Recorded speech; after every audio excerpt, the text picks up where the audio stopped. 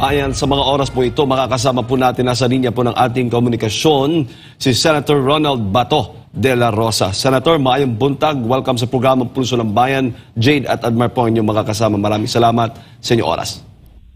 Good morning, Jade at Admar at sa ating mga taga-subaybay. Magandang umaga po sa ating lahat. Yes sir, at syempre, kumustahin namin ng yung assessment, anong masasabi po ninyo sa naging pagdinig ninyo kahapon, kaugnay nga po dito sa war on drugs ng nagdaang administrasyon? Well, I've said at least two points. 2 points yung na-achieve natin kahapon. Number one, yung we heard from the horse's mouth what was his take, what was his take about the war on drugs galing mismo kay Pangulong Duterte. Ginawa niya yon dahil nga sa sitwasyon na kailangan talagang gawin, kailangan talagang i-address ang problema ng droga. And he made it as his campaign promise. And when he became the president, he delivered on his campaign promise. Whatever the accomplishment or whatever the shortcomings of that war on drugs, sabi niya, ako mismo ang mananagot. Huwag niyo idamay yung mga polis na sumusunod lang sa utos ko.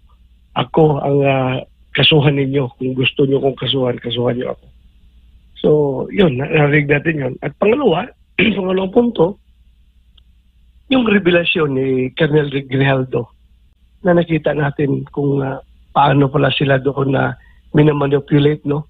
Paano sila magpapabricate ng mga testimonya ng mga witnesses, paano nila hinaharas para lang ma-achieve nila yung kanilang goal na talagang sisiraan yung Duterte administration. So, yun po, super nakita ko kahapon. Kasi yung kay Dilima naman, hindi pa natin masyadong na tanong dahil nga inihintay natin yung presensya ni Kerwin Espinosa at ni Ronnie Dayan para pag umpugin natin yung statement na nilang tatlo at yung statement ni Espinedo para malaman natin yung katotohanan. Opo, Senator, yun nga ang nadiskubrihan natin, yung pagrevelasyon tungkol doon sa reward system. Siyempre, kayo naging hepe ng kapulisan ng Davao City noon. Kayo na mismo magsabi sa ating mga kababayan dahil nga ang lumalabas, nagkaroon nga ng, ito yung pilit na nilalabas kasi sa mga manunood o sa taong bayan na naririnig nila sa social media na nagkaroon ng reward system ang nagdaang administrasyon during the war on drugs. At nabanggit din, gumagamit ng sinasabing Davao Death Squad. Klaro naman doon, no? If they were watching the Senate hearing yesterday, nakita naman doon kung ano yung mga sagot ni Pangulong Duterte doon sa mga tanong sa kanya. Sabi naman niya na yung kanyang pag-offer ng rewards ay pananakot lang yon para ang mga kriminal ay magsipaglayasan at magbagong buhay. Pero yung actual na magbigay ng reward, sabi niya, bakit ako magbigay ng reward? Trabaho ninyo yung pulis. Trabaho niyo, gawin ninyo yung mandato ninyo na linisin ninyo yung inyong turf. Trabaho ninyo yan. Hindi ako magbibigay ng reward. So, pinabulaan niya yung reward system na yan. Pero Senator, ano ho bang endpoint na nakikita po ninyo dito? Bakit patuloy, napakahaba pong hearing ang isinasagawa sa Kamara pagdating po dito sa war on drugs na nagdaang administrasyon, considering na tulad ng sinasabi ng dating Pangulo na ngayon ay bumabalik na yung mga adik at mga krimen sa ating bansa? Well, lumalabas na yan talaga ang priority nila ngayon. Priority na trabaho ng Quadcom kung paano pabagsakin yung imahe ng Duterte, ng mga Duterte at kanya mga kaalyado. Kasi nga, election period na eh. Ayun ang lumalabas ngayon.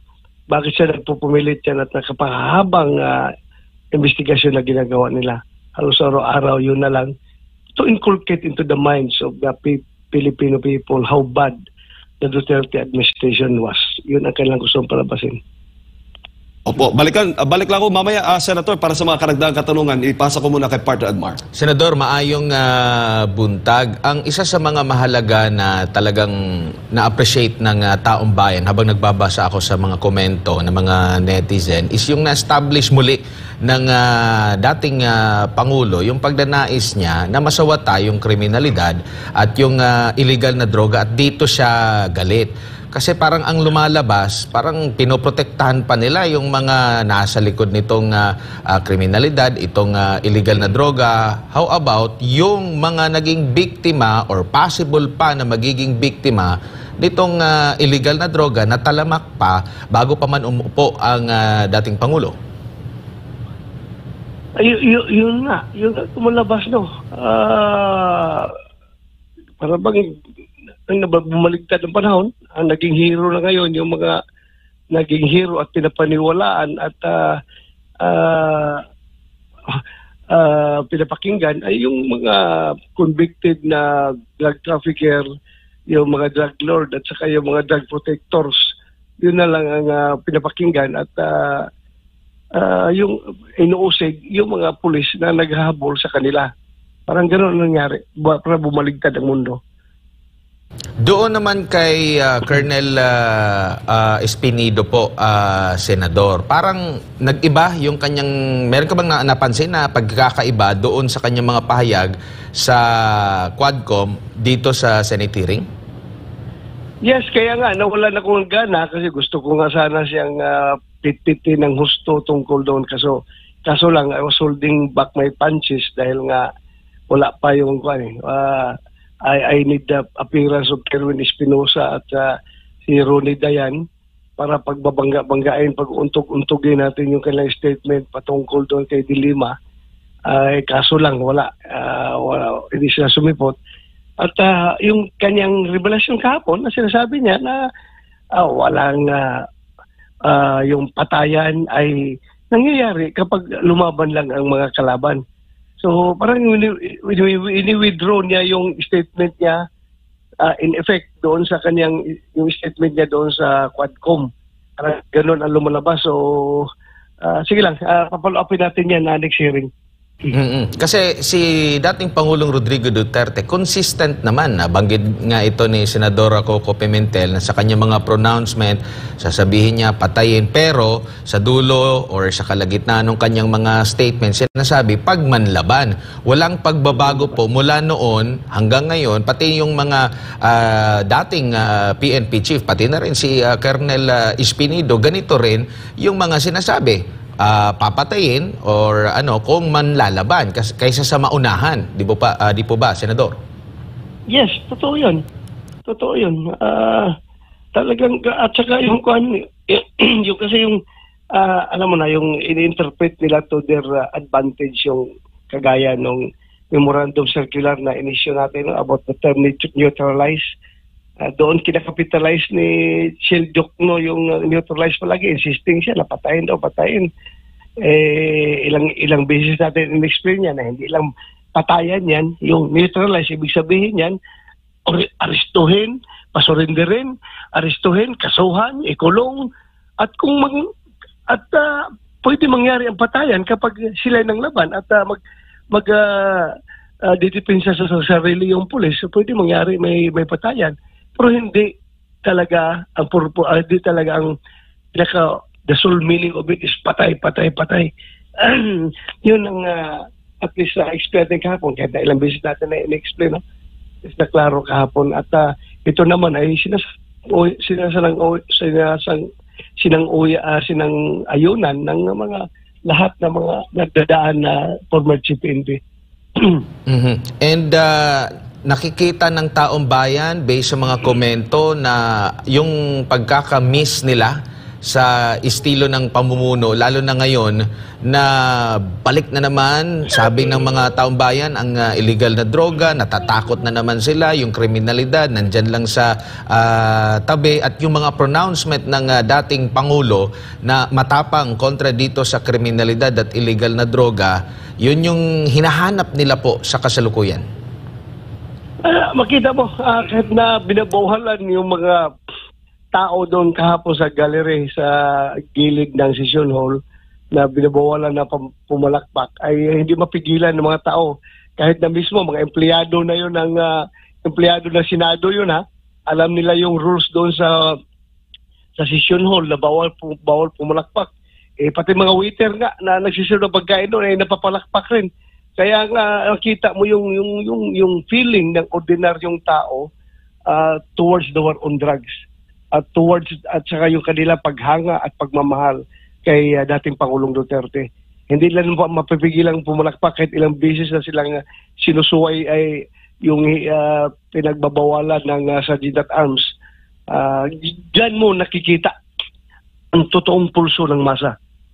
Opo, doon sa naging pahayag naman ni Senadora Leila de Lima na medyo napuna rin ni Senador Jinggoy Estrada kasi nga nasa CHR siya dati and to the point naging parte siya ng gabinete ng Aquino administration kung saan siya pa ang kalihim ng Department of Justice na may malawak na kapangyarihan para maimbestigahan ito lahat. Ang pinagtataka lang natin dahil hanggang kahapon ay talagang consistent siya na talagang may ginawang masama ang dating Pangulo pero nung nasa katungkulan pa siya, nasa pamumuno pa siya, may kapangyarihan pa siya, wala naman siyang napatunayan. Paano po kaya yun? And considering abogado rin siya, pwede ba yan na wala naman siyang na-produce na talagang matibay na mga ebidensya after ng mga ilang taon tapos consistent pa rin siya at tila ang kanyang pinalalabas na talagang merong ginawang kasalanan ang Duterte administration? Kaya nga siya nasita ni Senator Jinggoy, no? For how many years? Ang haba ng panahon na nagdaan nung siya ay nasa power. Wala man lang siya na-file na kaso kahit isa laban kay Pangulong Duterte. So, lumalabas, nakagaya rin siya, parang pareho lang siya doon ng pare no, na representa ng data kahapon na parang propaganda, hanggang propaganda lang kayo. Wala kayong ginagawa na para mabigyan ng hustisya yung mga namatay kuno na kiniklaim ninyo na kawawa na mga biktima, gano'n. Pero hanggang lip service lang pala kayo. Hindi nyo ginagampanan yung inyong mandato, hanggang propaganda lang kayo. Parang gano'n ang lumalabas. Meron po bang maimbitahan sa mga susunod pa na mga pagdinig doon naman sa mga biktima ng illegal na droga? Kasi ang alam ng taong bayan, mas marami ang magiging biktima. Maraming pamilya ang winasak, maraming future ang nawasak dahil nga dito sa illegal na droga. Dahil tila yung mga ano lang meron pa nga umamin na sila'y nagtutulak ng illegal na droga pero sinasabing sila ay biktima. How about yung mga talagang naging biktima naman ng illegal na droga po, Senador? Siguro, kung meron mag-volunteer, the committee is willing to invite them. Sana meron mag-volunteer dyan at imbitahan natin. Opo, Senator, ano po ba yung masasabi ninyo doon po sa isa sa mga resource person ninyo, yung uncle ni Kian de los Santos sa pagdinig po kahapon? Ako ngayon nagtataka. Bakit siya ang humarap? Bakit hindi niya pinaharap yung tatay? Yung tatay mismo, bakit siya ang humaharap? At I never mentioned the pangalan niya na sangkot siya sa droga at bakit siya feeling pa-victim effect pa siya doon, pa-awa-awa effect na nawalan daw siya ng trabaho dahil sa aking statement sa media na involved sa droga siya. Wala man akong pinangalanan na klaseng pangalan. Ang nabanggit ko lang doon based doon sa testimonya ng mga pulis Caloocan na konbikto na sabi sila sa akin, sir, tingnan mo yung Kian de los Santos. Tingnan mo kung hindi ba yan adik, tingnan mo na natutunaw na yung mga panga, natutunaw na yung mga ngipin. Tingnan mo kung in-interview. Adik na adik. Yun lang naman sabi ko. Yun lang naman ang nasabi ko. At yung mga mga siga daw ng mga uncle niya diyan sa Caloocan. Siga, yun lang sinabi ko. Wala mo kung particular na sinabing pangalan niya. bakit siya nagpapaawa-awa effect pa doon at siya ang naglalakas loob kung meron man dapat yung father. Opo, kasi may mga naalala natin na nung panahon nga na nangyari itong kay Kian de los Santos ay mismong si dating Pangulong Rodrigo Roa Duterte kumausap doon sa pamilya. Andun ho ba kayo, Senator? Doon sa pagkausap sa mismong tatay at nanay ni Kian de los Santos? Hindi ko ma-remember kung nakasama ako noon, ha? Parang hindi ata ko nakasama. Hindi ko maalala. Pero yung pagdating doon sa kasi sinasabi na parang walang awa, pinapatay yung halos mga kabataan kasi pinoportray kasi Senator na namamatay during drug war. Ano ho bang masasabi niyo diyan? Well, pareho tayo ng pakiramdam. Lahat tayo galit kapag ang bata ay pinatay. Kulang kalaban-laban. Kawawa ang bata eh. Kahit na anong sabihin nila, kahit anong, yung mga pulis na na-convict na ngayon, no? Ang explanation nila sa akin was that, Sir, alam niyo bakit nadama yan si Kian de los Santos? Kasi yung may nahuli kami na isang puser, ang tinuturo na supplier nila ay yung isang tomboy na puser dyan sa Caloocan. At matinik masyado ito, Sir. Hindi siya nahuli-huli dahil ang style niya ay yung kanyang droga na pinapasa doon sa mga puser ay hindi niya pinapasa direkta, dinadaan niya sa tindahan na binabantayan ni Kian de los Santos. Yung bata naman, we don't know kung inosente siya, alam ba niya na droga itong iniiwan doon sa kanila at doon pinipick up ng mga puser na pinapasahan sa droga, doon pinipick up sa tindahan, iniiwan. Nagkataon na si Kian minsan ay nagbabantay sa tindahan, kaya siya nadamay. Pero sabi ko, kahit na nadamay siya, bakit niyo pinatay? Bakit niyo binaril yung bata? Kawawa ang bata. Opo. Dapat alagaan ang bata, hindi patayin. Kaya nga sila nakonbikto dahil sa ginawa niyang pagpatay doon sa bata. Yun naman, address naman ng ating justice system yung kaso na yan, na konbiktado yung mga suspect. So, ano pang pinagkuhan nitong pinapapila nitong uncle ni Kuan na trying to portray himself as kawawa ko, no, nawalan siya ng trabaho dahil ganun. Awan ko lang, silang hayaan mo lang natin sila, natin sila. Yung mga sinasabi naman po ni Senator Risa Hontiveros to dating Pangulong Duterte, anong masasabi mo doon? Hindi na ako kailangan magkomento pa kay very clear naman nung sagot ni Pangulong Duterte.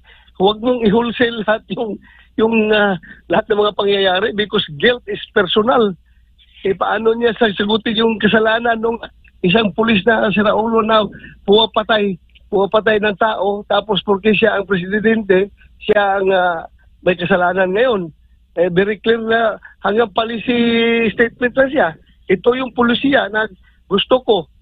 Hulihin ninyo yung mga gumagamit ng droga at kapag nanganganib ang buhay ninyo, dapat hindi kayo mamamatay.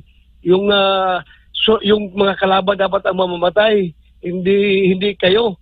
So very clear naman na pagkasagot ng Presidente Duterte na guilt is personal.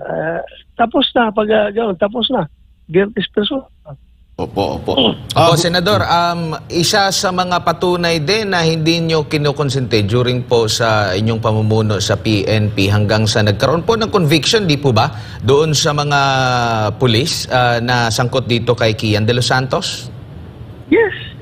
If you can i-backtrack na yung mga recording ng mga TV interview ko, galit na galit ako doon sa pangyayari na yun. At talagang hindi natin kinukonsente yan. Kahit ano pa explanation nila. Bata yung pinatay, kaya tama lang rin na kung talaga na-convicto. Opo. Huli na lang mula sa akin, Senator, dahil naglabas po ng pahayag si Executive Secretary Lucas Bersamin hinggil nga po doon sa naging statement ni dating Pangulong Duterte sa pagdinig na yung krimen sa bansa ay nananatili pa rin daw laganap sa Pilipinas. At sabi ng ES o ni Executive Secretary Lucas Bersamin, walang katotohanan yung naging statement. At maging itong Department of Justice ay naglabas din ng pahayag at nagbigay ng datos na kanilang ipinasa kay President Marcos Jr.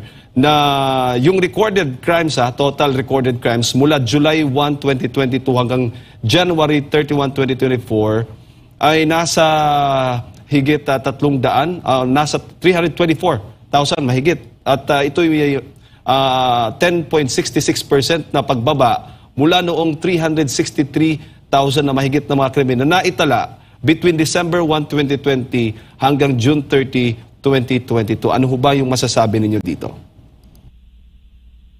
Lalong-lalo na kung totoo yung data na yan, no? Kung totoo yung data na yan, maganda yan. I laud them for that. Wala na accomplishment yan as far as peace and order is concerned. Pero the real measure kasi ng peace and order, yung pakiramdam ng tao doon sa kalsada. Yung tao doon sa baba, ano pakiramdam nila ngayon? Do they feel safe with the presence of the drug pushers and drug addicts, with the resurgence of the drug business? Do they feel safe?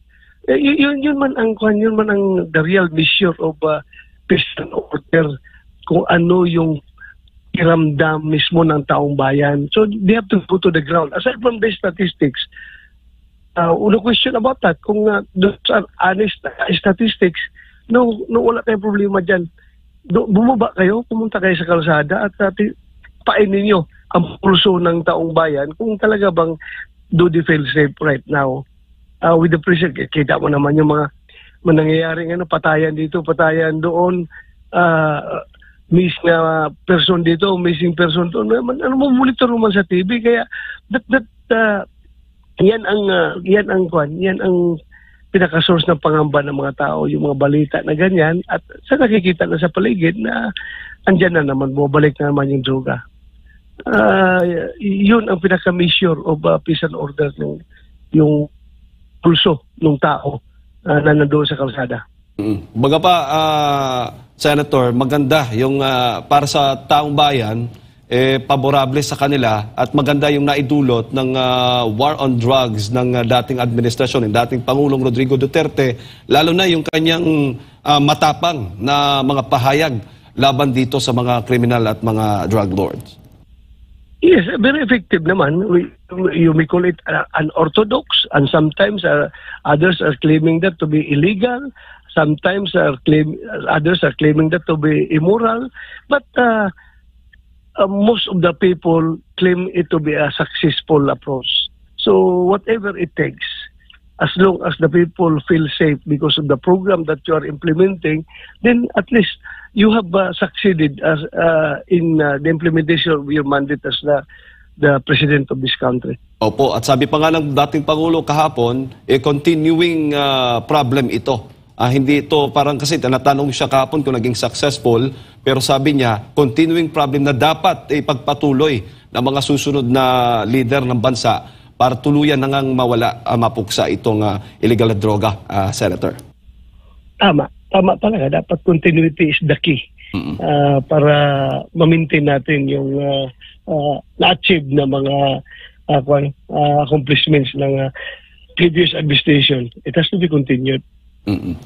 Alright, Senator, siguro huling mensahe po ninyo sa ating mga kababayang nanonood po sa mga oras na ito. Sa ating mga kababayan, sige lang, hintay lang kayo ng next hearing. Siguro it will happen after UNDAS in the middle of November, as said by the chairman, Senator Coco Pimentel. So, hintay lang natin yung mga susunod na kaganapan patungkol dito. Because as I have said, hindi ito investigation in aid of persecution. Ito investigation na ito ay gusto natin makamit ang katotohanan at pawang katotohanan lamang. So, yun lang mga kababayan ko. Ingat kayo at advance happy UNDAS sa ating lahat. Ayan. Happy Undas din, Senator. Ingat po, Amping. Daghang salamat sa inyo pong oras at sa pagbibigay ng impormasyon. Mabuhay po kayo. Daghang salamat, Jid at Admara, sa ating mga taga-subaybay. Yan mga kababayan, si Senator Ronald Bato de la Rosa ang ating nakasama. Kakasama po natin live dito po sa studio. Walang iba po ang USEC ng Presidential Communications Operation Office ng Duterte Administration. Walang iba po kundi si Dr. Lorraine Marie Badoy. Welcome back, ma'am. Welcome, Jade. Good morning, Jade, and good morning, Admar. Magandang umaga sa aking mga pinakamamahal na kababayan.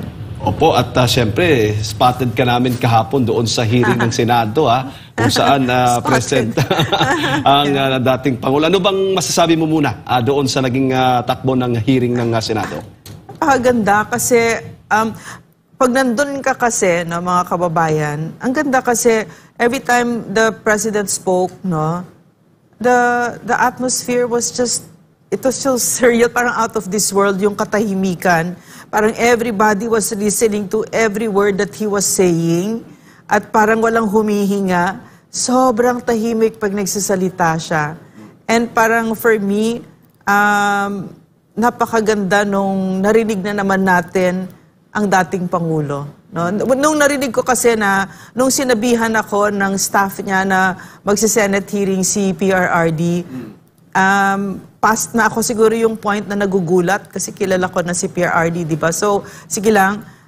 And I was so excited kasi may iba na babasa ko kasi na parang they were questioning, no, na what will happen to him, they will crucify him. And yet we saw, no, we saw the heart, the uncommon valor of our former president. Opo, at ito nga nakakalungkot din dahil nga po, siya nga yung lumalaban. At laban doon sa mga kriminal, sa mga drug lord, mga drug addict. Pero ngayon, binabalikan siya at parang pinapapabagsak siya dahil sa ginawa niyang drug war nung kanyang administrasyon. Ano masasabi? Alam mo Jade, Jade at Admar, mga kababayan, nung pumunta ako doon, pwede naman ako umupo anywhere. Pero ang pinili ko na na posisyon ay yung nakikita ko lahat. Nakikita ko yung mga characters, si Risa Marcos. Risa Ontiveros, yan. Everybody was there, and PRRD was right in front of me at nasa kanan ako. Hindi ako sa kaliwa, ha? So anyway, why did I stay there? Because I knew this was theater. No, theater. At makikita ko, yung akala nila, no, makikita ko yung kabulukan ng administrasyon na ito, yung treachery. A man who treated them very decently, who treated the Marcoses very decently and made possible their political comeback. I was going to watch how they planned to crucify him there. No, and yet I saw with my own eyes, no, why it is that I'm still with him, his uncommon valor, his deep love for country, walang ibang ayenda. No, sinasabi niya 73 siya, hindi siya 73, 79 na siya. Mag-80 na siya sa Marso. So wala na siyang mga ambisyon na yan. At bakit ba siya nandyan? Bakit siya pumunta dyan? Diba? Pumunta siya dyan kasi number one, ayaw na niya yung ginagawa sa PNP. No, ayaw na niya na tinatawag niyo pa sila isa-isa pero ako naman ang ang target ninyo. Ako na pupunta dito at aakuhin ko lahat 'yan, 'di ba? So yun yung nakita ko at saka yung ayaw niyang umalis, 'di ba? Kasi he was so serious nung nag-recess na sila. Naririnig ko yung sinasabi niya kay Senator Coco na, no, let's take this seriously because this is a big problem, this drug menace. In other words, it goes beyond politics already, di ba? Kasi mga anak na natin ang pinag-uusapan natin dito at ang bansa natin. No? At ang maganda doon, ma'am, may word of honor ang dating Pangulo dahil nung mga nakaraan pa, during his administration, binabanggit niya na ako bahala sa inyo, di ba, sa mga kapulisan. Hanggang ngayon ay pinanindigan pa rin ng dating Pangulo.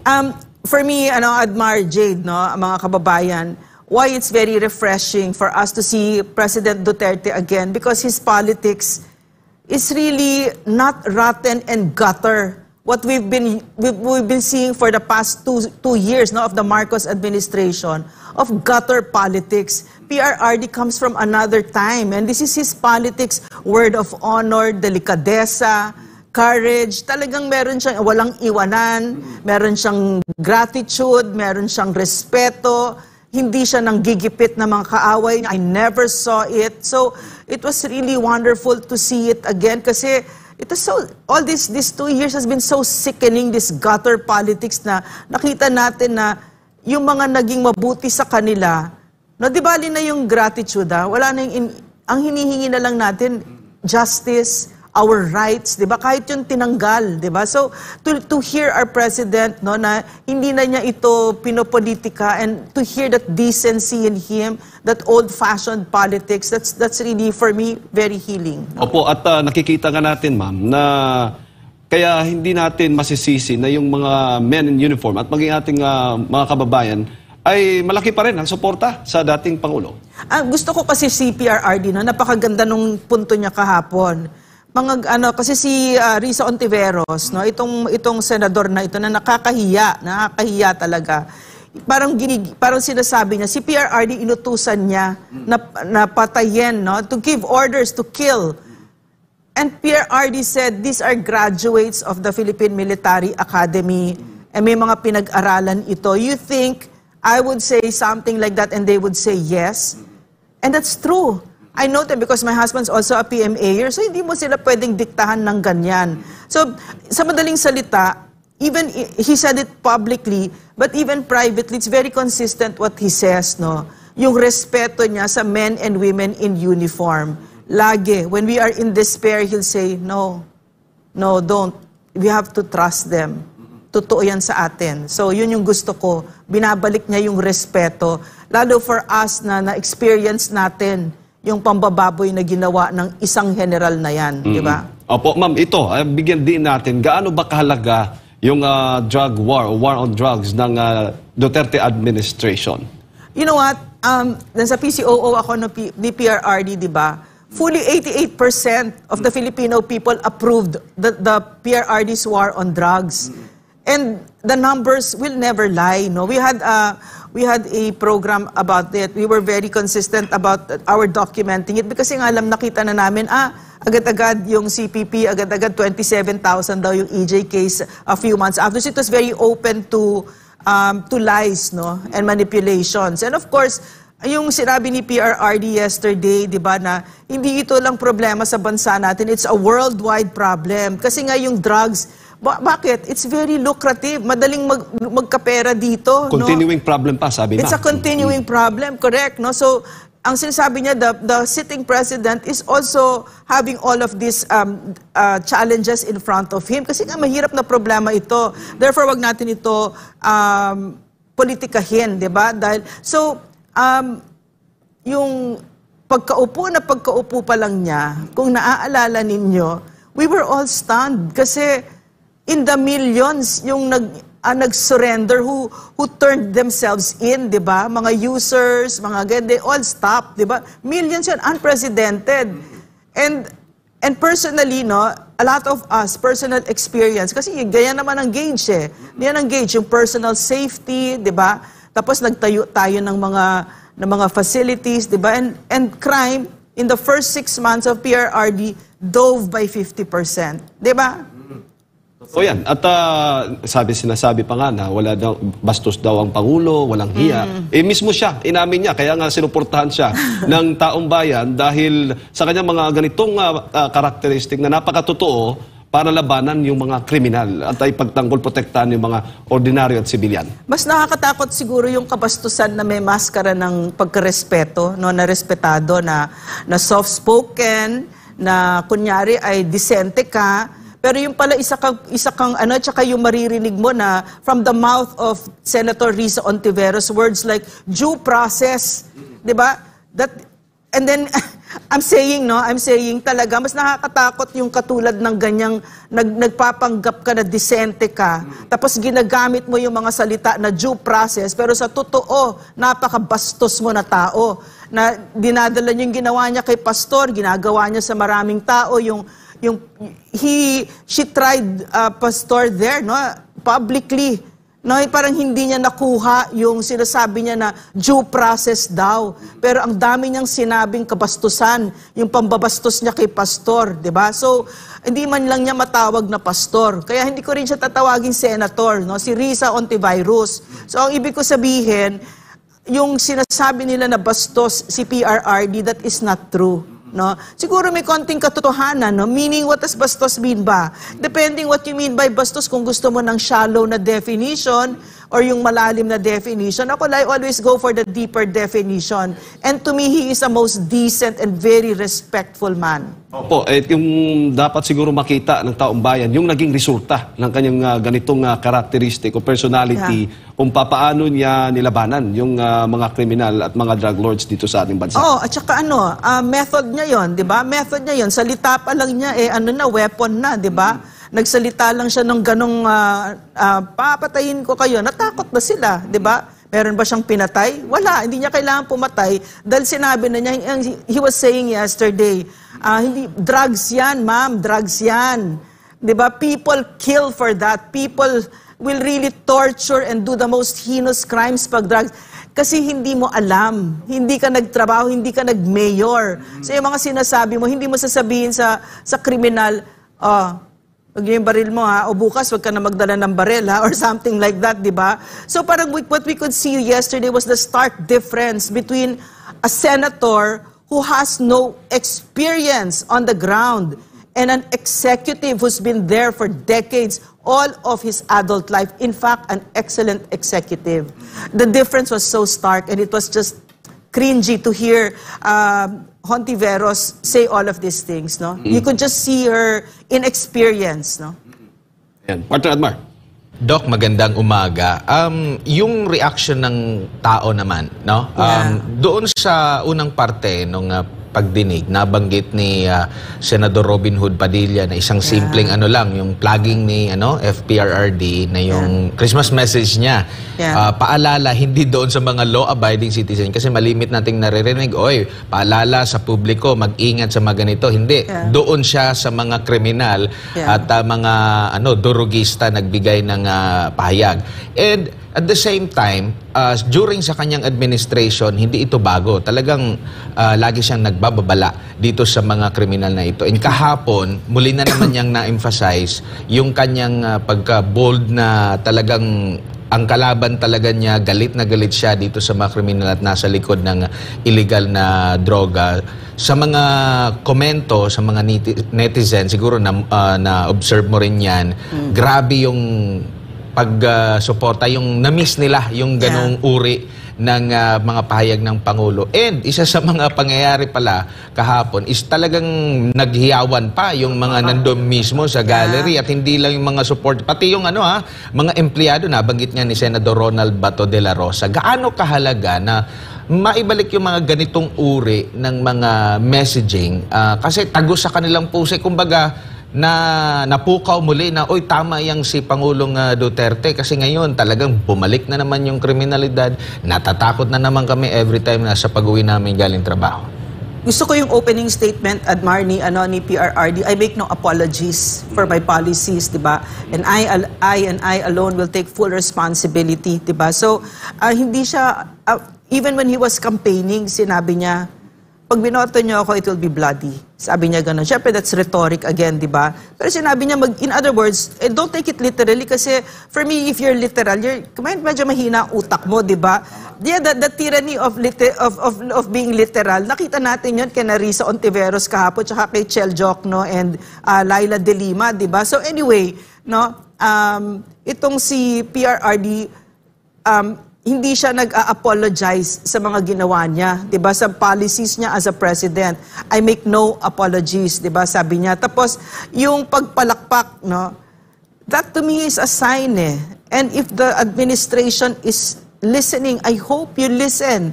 This is what it means. They no longer feel listened to. Hindi niyo na sila naririnig. Ang dami-dami ninyong iniimbento dyan, madami mga statistics, etc., etc. Pero yung sinasabi ng former president, his feet on the ground, that is his genius. He is in touch with the people, no? Alam niya yung pulso ng tao, hindi siya yung absentee na president, 'di ba? So when he was speaking yesterday, he was really expressing our fears, our rage, our confusion about what's happening right now. No, so And yung sinabi ni Admar, yung sentimiento ng tao, how they missed it, di ba? Yung very steady, no? Yung steady na presence and very strong presence and someone who's in control, di ba? You like that in a leader, di ba? And we don't have it right now. Oh, that's a sad thing. Opo.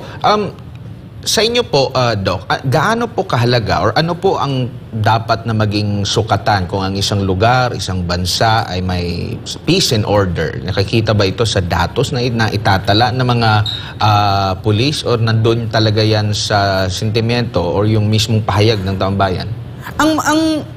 Mahalaga ang datos, no? Mahalaga ang datos. Pero saan nanggagaling yung datos, 'di ba? Ano yung methods na ginamit?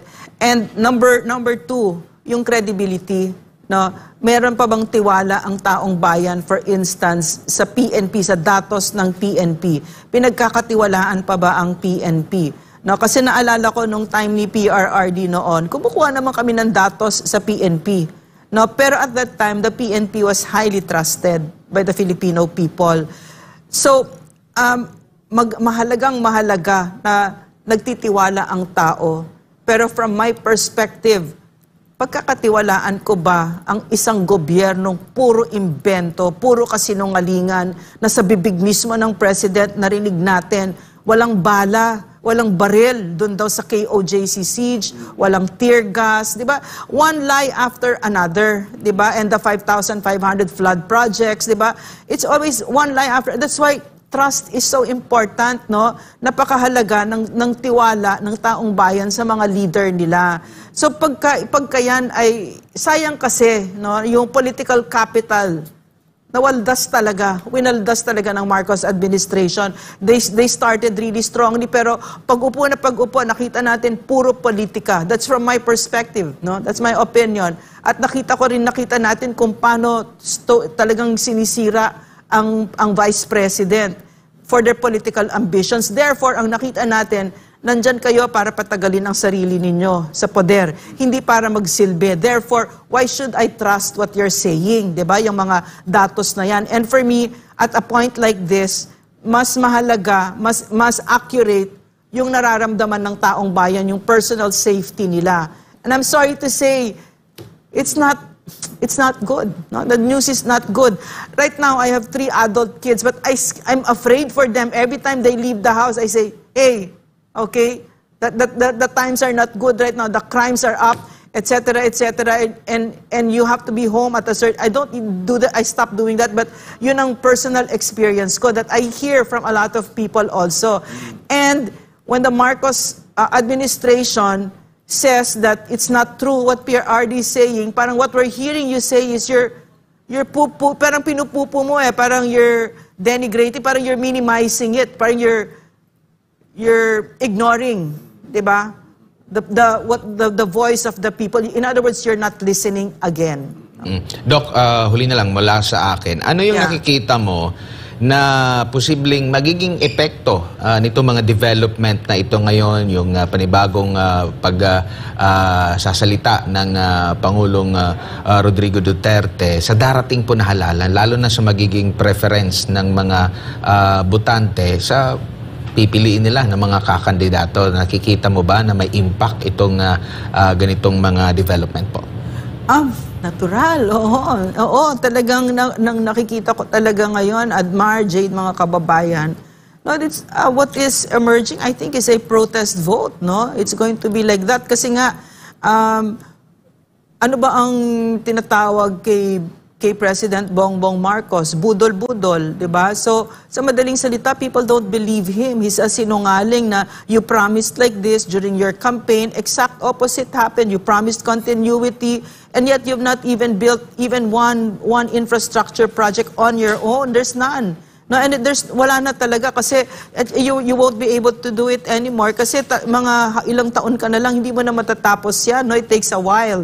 At ano pa yung mga prinamis niya? Siyempre, yung bigas, marami siyang prinamis, pero wala tayong nakita, di ba? Zero DPWH budget, and then yung one on top of the other na yung corruption, di ba? And then he talks about corruption as if he's not in touch, di ba? So, in other words, ang nakikita ng tao, we cannot trust you. Diba? And so if you raise the hand of, let's say, Pia Cayetano or whoever, then it's going to be a protest. Well, that's what I think it's going to be. No? Well, and again, no, kung sino siguro, kasi mali sila, mali yung tansya nila na wash out ang former president o sirain ang former president na hindi naman nila kaaway nung una, hindi naman nakikipag-away. In fact, he opened doors for them, di ba?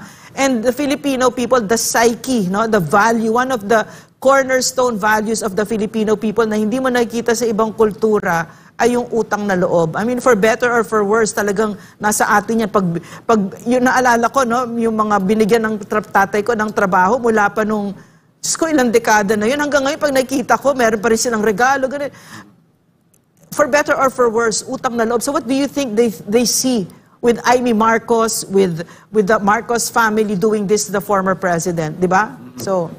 Opo, at isa din sa mga doon, Doc, may nakita, manadiscover mong may kulang pa sa dapat buong batas para dito sa paglaban natin sa illegal na droga para tuluyang mapuksa. Yes. Jada, gusto ko lang i-clarify yung sinabi ni PRRD yesterday. So, kasi pinopolitika ni Risa Ontiveros na meron siya talagang script. I was there, I saw her. She was really parang na-excite siya nung na ipin down si PRRD, di ba? Pero mahalaga na na-clarify yesterday, walang reward system. No? Walang reward system. Tapos number 2, walang Davao Death Squad, walang ganyan. Ilang beses na yan naulit, no? Pero pinipin down yan. And sinasabi ni PRRD, meron pa siyang sinabi na PIDEA, di ba? Na hindi yan enough. And I know for some reason she took offense over it, but it was validated by everybody, even si Senator Pimentel validated what President Duterte said. Diba? In other words, when you're talking about the good of our country, kasi that's what it is nga, diba? Yesterday, Senate hearing is supposed to be for legislation, but of course, Risa Ontiveros forgets this because she's there not for legislation. She's there for politics, diba? Para to put down the Dutertes, etc., and her political ambitions. And you cannot do that. We just beg them talaga, don't do it because we're talking about drugs. This is our children, future generations of Filipinos, and our country is part of the world which has a blooming, flourishing drug trade. Diba? So you want your leaders to take this very seriously, that when you're there in Senate, you hold all these powers, don't make it about your political ambitions, Risa Ontiveros. Let's talk about our children. And in fact, let us make laws, legislate, diba? So yun ang dapat nangyari kahapon. And I think it will happen kasi yesterday nung paalis na si, di ba, PRRD wanted to stay on pa, di ba? Gusto mga madaling araw pa nga eh. Papamorningan kasi si PRRD, hindi nila alam, pamorningan gayan, di ba? But nung nag-recess na, no, he still kept on talking to the senators and he was saying, no, I want you to take this seriously.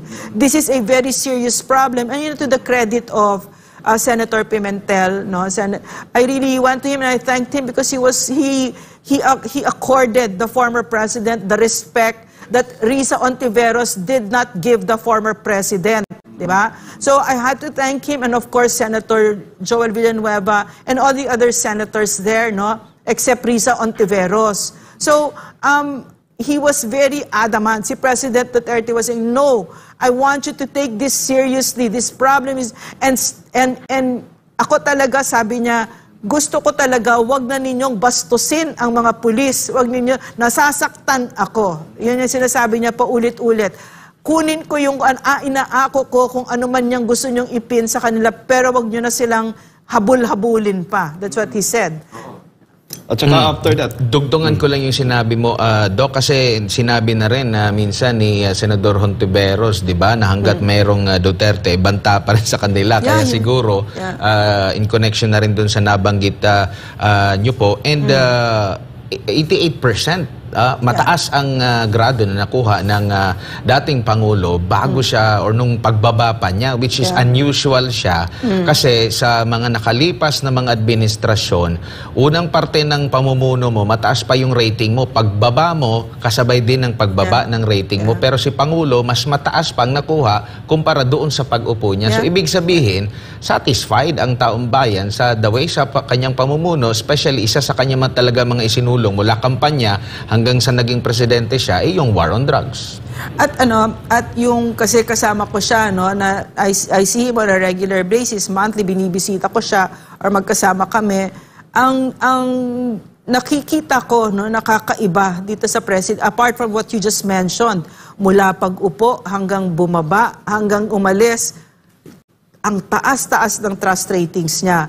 And this is unheard of in the whole known democratic world. Pati siya pagka-senador, ha?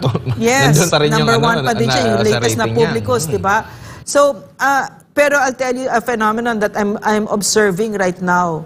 Kasi kasama ko siya nung president siya. At ngayon, no, hindi ko siya iniwan. Hindi ako si Carlo Nograles, di ba? Hindi ako yung mga Sina Tolentino, hindi ako ganyan. No? Mahal na mahal ko talaga si president. So, nakita ko na mas mainit ang tao sa kanya ngayon. Mas mainit at mas umiiyak at niyayakap siya. So, I'm saying this, and I hope the Marcos administration is listening. No, there is no power grab. It's yours. You already won the election. You're the president now. And President Duterte, there are no destabilization, whatever it is that you're dreaming about or imagining or conjuring, it's not true at all. Because it's simple, no? It's simple. If you succeed, then our country succeeds. Therefore, we want you to succeed. So listen to this. The people are really miss the leadership, that strong leadership, that compassionate leadership of President Duterte. Please listen. Nagsasalita kasi si dating Pangulong Rodrigo Duterte, Doc, dahil based on his experience as a prosecutor, as a mayor, marami siyang karanasan. Kumpara doon sa sinasabi ni Senator Risa Hontiveros, Doc, di ba, pagdating dito sa mga paglaban sa illegal na droga, para magkaiba yung talaga, layo. Very, very painful nga pakinggan si Risa Hontiveros kahapon kasi nakita mo very stark yung ignorance niya, di ba? As well as her political agenda was so clear, di ba? And it seemed tuloy, no, how it seemed like, no, from where I was sitting, parang nag-uusap dito ang those who are defending the Filipino people, the helpless victims, and those who are defending the criminals. Diba? So are you persecuting, are you punishing the former president for protecting the Filipino people and for punishing those who are tormenting the Filipino people? Alam mo, meron sinabing ganda kahapon si President Duterte. I don't think it was in Senate. I think it was after when we were having dinner. Ano ang nagpapalakas ng loob sa isang kriminal na may barel? Diba? Ang isang taong walang barel. Diba?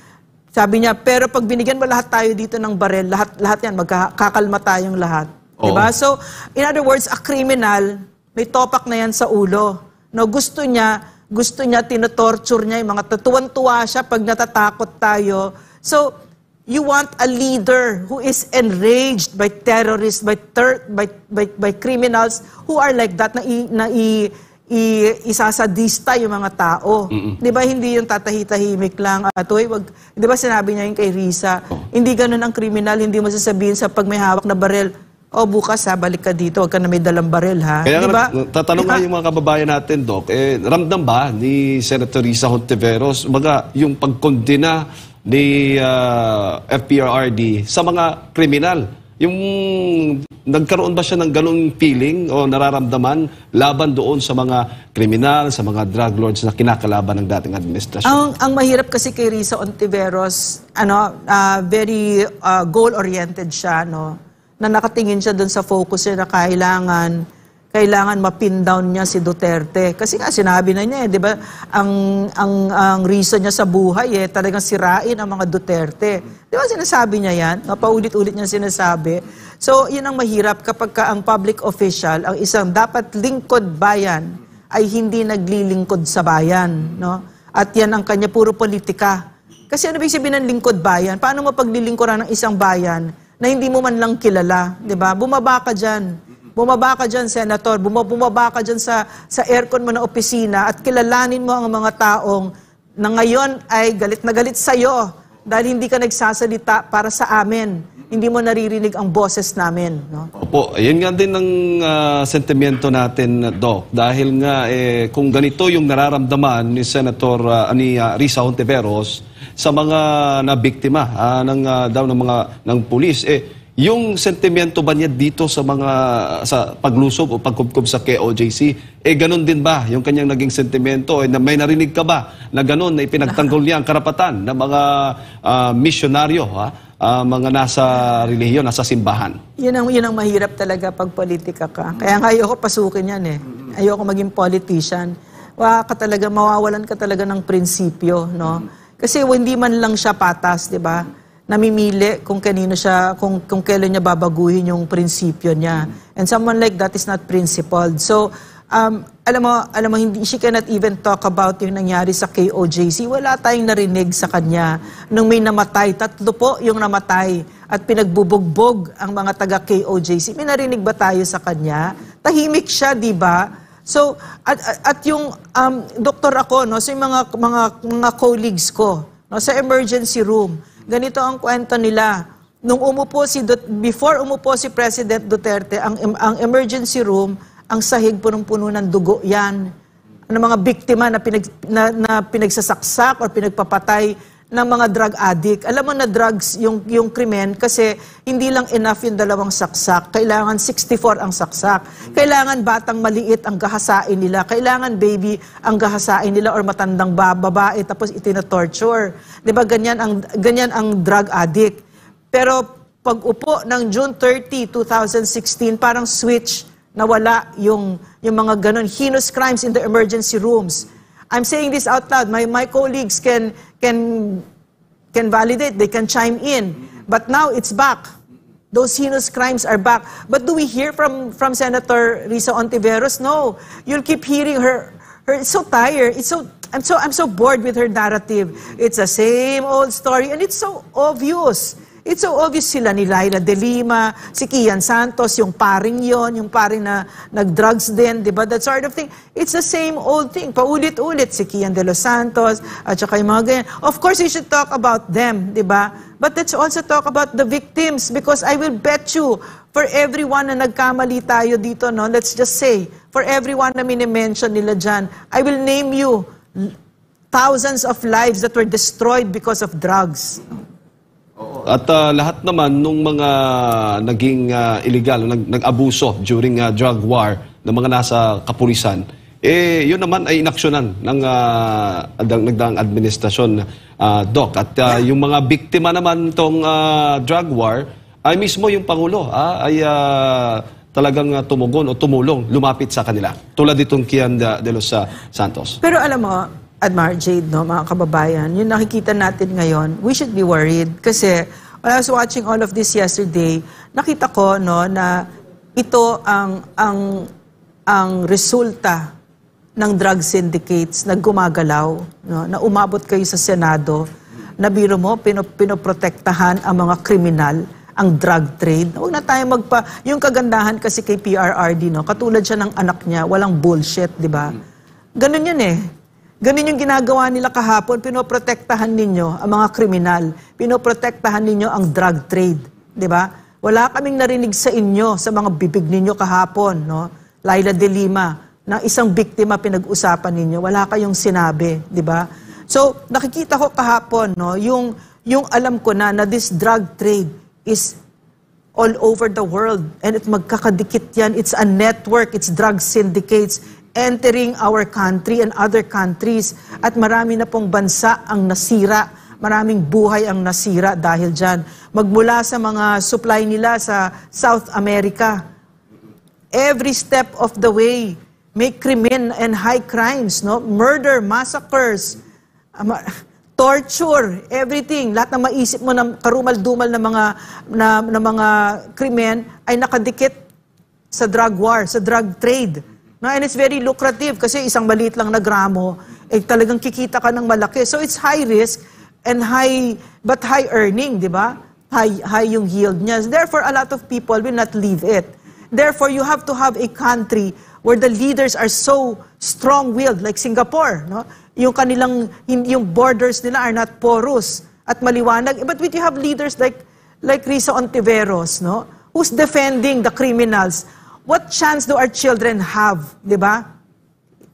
Totoo yan, Doc. Bago lang tayo tapos, Doc, basahin ko lang ilan sa mga komento ng ating mga kababayan. Sabi dito, dahil may pinapapulso natin kung naniniwala ba sila na magandang naidulot ng drug war ng Duterte administration. Sabi dito ni Scorpion, yes, malaking naitulong talaga ang war on drugs sa bansa ng Pilipinas. Naging maayos, tahimik at walang kinatatakutan. Kahit gabi ka, maglakad. Salamat, FPRRD. You're the best president, Tay Digong, sabi niya. In general, sabi naman ni Doza, naging makapangyarihan ang mga law-abiding citizen at natakot ang mga law violators, sabi niya. Sabi naman ni Rudy, sa loob ng 6 na taon ni Pangulong Duterte, doon ko lang naramdaman ang kasayahan at kawalan ng pangamba na kahit umuwi ka ng 10 oras ng gabi, ay panatag at safe ka. I miss you, our best President Duterte.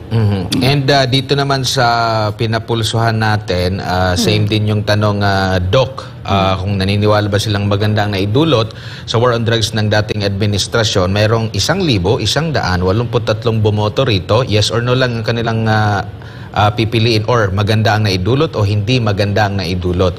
At sa 1,100 mahigit, 99% ang nagsabi na hindi maganda ang naidulot ng war on drugs.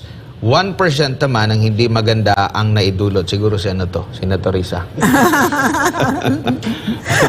So, yan mismo, Doc, yung ating mga kababayan, sila mismo, sabi nga ni FPRD, kung meron dang mag-judge sa kanyang drug war ay ang taong bayan.